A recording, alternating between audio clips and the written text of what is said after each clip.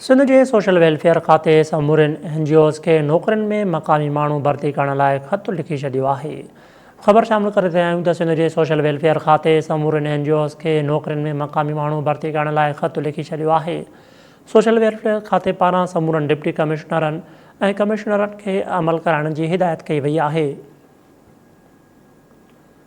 ख़त जे मतन में ॼाणायो वियो आहे त आलमी तौरु मक़ामी NGOs नौकरियुनि में मक़ामी माण्हुनि खे तरजीह ॾियनि।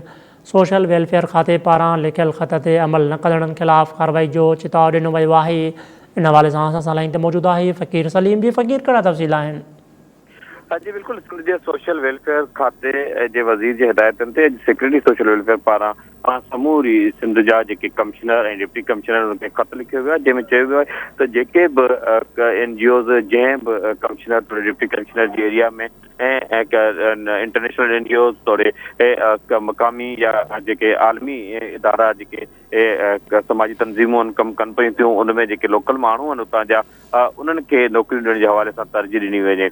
ऐं उन ख़त में लिखियो वियो आहे त जेके बि NGOs तौरु CBOs उते कमु कनि थियूं ऐं उन्हनि खे पाबंद कयो वञे त मक़ामी माण्हुनि खे रोज़गार ॾिनो वञे, उन्हनि खे उते ई नौकरियूं ॾिनियूं वञनि। इहो ख़त जेको सोशल वेलफेयर खाते जो सूबाई वज़ीर आहे मीर तारिक अली टालपुर, उन जी हिदायतुनि ते लिखियो वियो आहे।